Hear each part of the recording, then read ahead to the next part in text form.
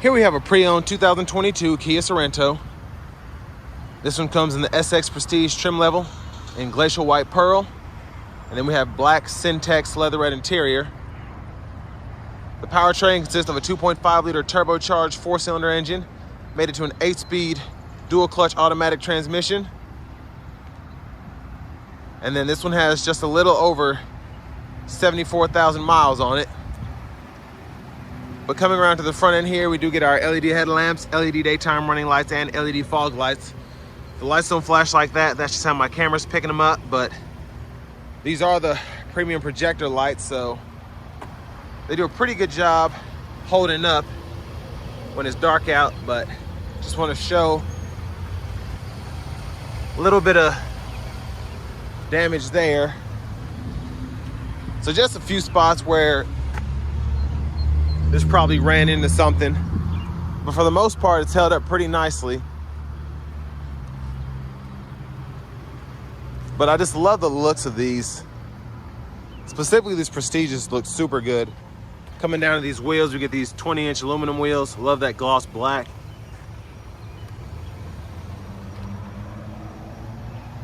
But we get passive keyless entry on the front two doors. And then whoever, somebody had long nails, it's just a little scuffed up here.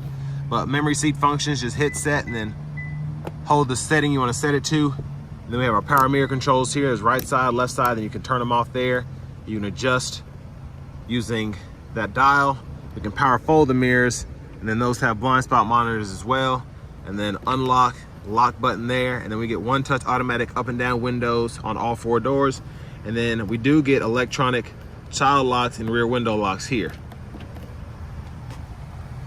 The bottle holder there, still pretty decent storage in the door panel. We get a Bose sound system. And then our lane centering, we can toggle on and off there. Traction control, power lift gate, brightness for the gauge cluster. And we'll pop the hood for later. I like the pedals there. Then we have a manual tilt telescope steering wheel. And there's our power driver's seat. And I believe we get 4-way power lumbar support as well as power thigh support. So that's pretty nice to have. But I have that seat up front adjusted for someone of my size, being 6'3", with longer legs. So let's go ahead and check out this rear seat room. Now here we do have 2-stage heated outboard seats for the second row. Love how they integrated the bottle holder there and then one here.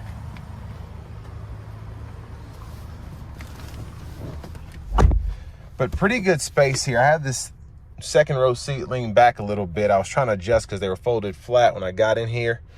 But I love that we get these nice padded seat back pockets on both sides. And then we do have the USB-A ports on either side here. And I have a Pacifica hybrid. I've had a Sorento hybrid in the past. And I always liked that you could plug these on the sides as opposed to the Pacificas where you have the port back here and then you're hitting your knee against it and all that. So it was just smart to put it on the side there. Then you have a third one here, 12 volt there. And then your rear AC vents are here, open, close. And then the third row is it's small. So when I had mine, I basically just had that third row folded down and then I just use it for storage. But I do like that we can release the second row there. And then love having that panoramic sunroof. And then we could hang probably one plastic hanger. We could squeeze 2 metal hangers on this hook here. I love that we get the premium LED dome lights.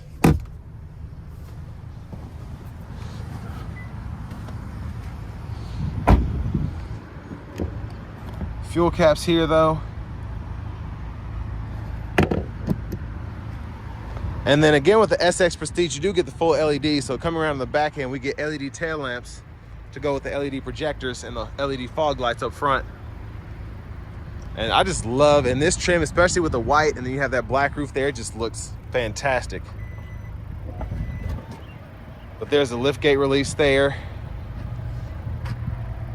And there's a space behind the third row. And again, you can just pull up here. That'll fold flat, and that's how I'd pretty much have mine. Just to see the comparison, you have all that additional cargo space. And then jack and whatnot's here. While that's coming back down, there's your spare tire, and there's your exhaust.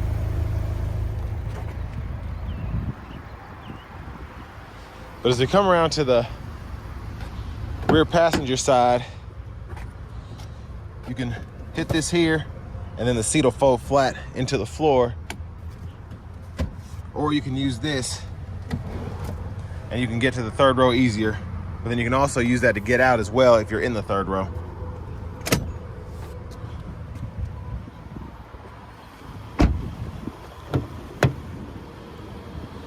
And then certainly not the same adjustability as the driver's side, but we still get power seat back, seat bottom, and then two-way power lumbar support for this front passenger seat. And then a lockable glove compartment here, owner's manuals, and then window sticker. And while I'm at it, huge shout out to Chevrolet Buick GMC of Murfreesboro for allowing me to review this Sorento. I'll leave a link below to it in the description. But there's everything that came on here, and then of course adding that Prestige package, you get all of these additional features. And then this one's stickered right at $43,110. And around this time, probably went for closer to $50, because Kias were crazy in terms of the markup. But I will say, I find it interesting that this vehicle was, I think it was 55% made in the US. Most US manufacturers don't even have that parts content ratio. So it's pretty impressive. This is more American than most American cars. But there's that 2.5 liter turbocharged 4-cylinder. But now let's go ahead and hop in the driver's seat.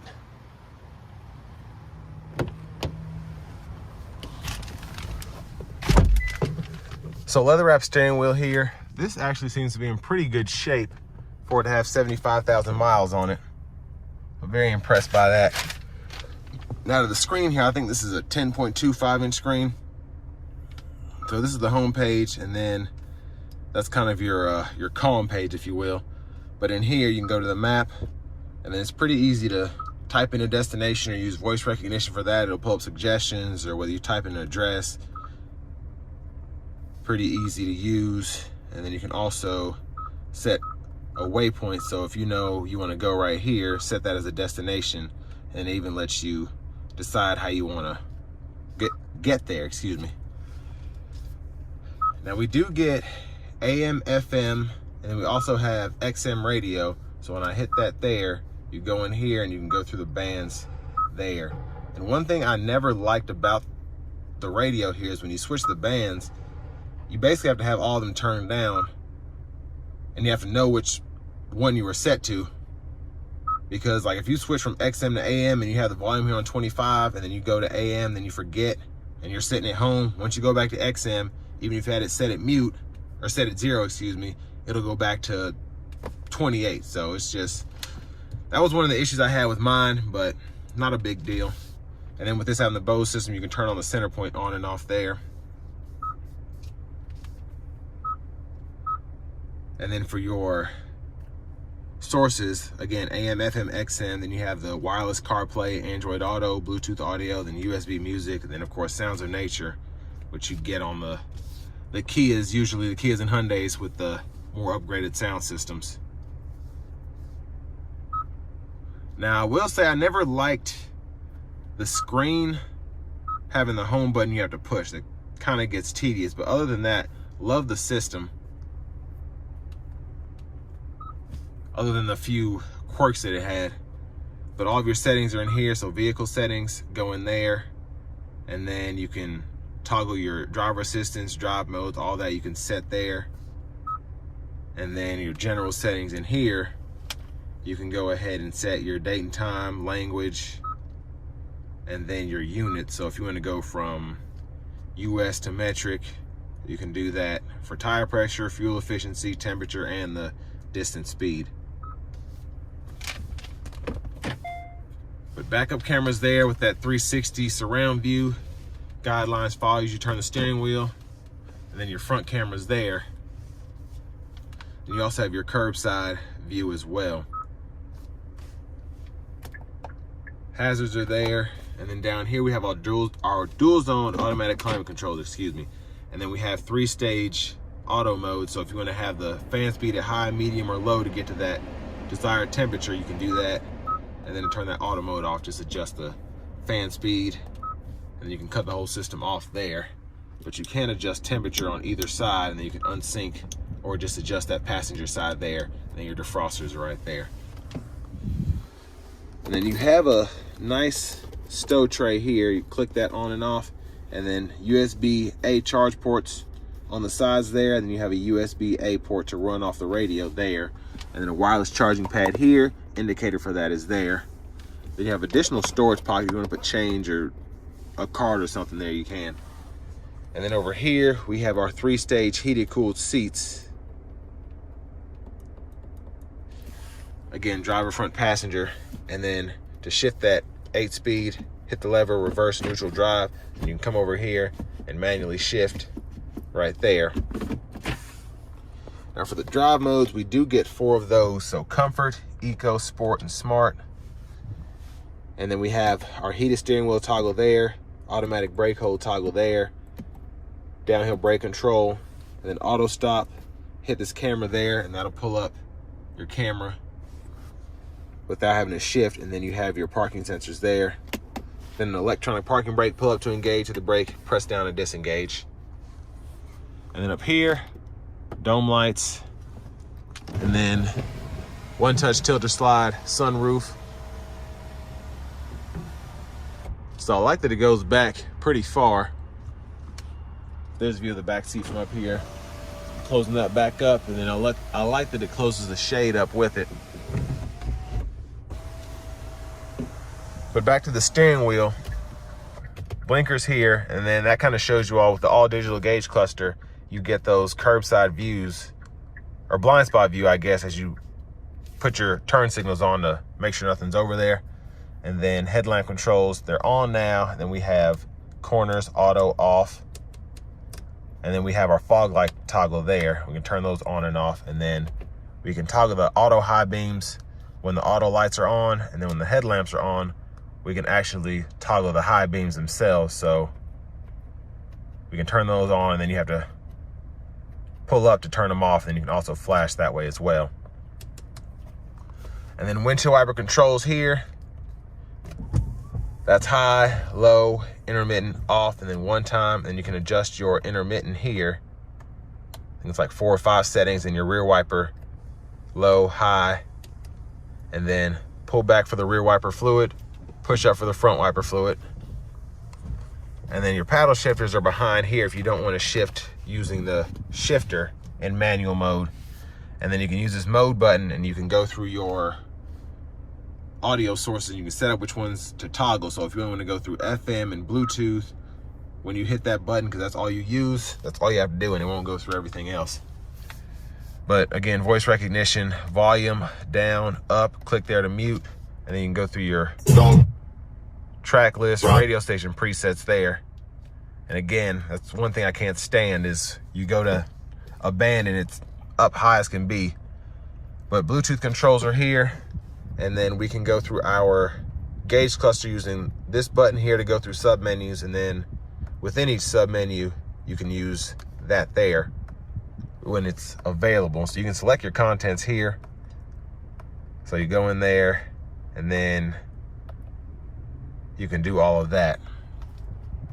And then lane centering on, and I think I misspoke. Lane centering is here.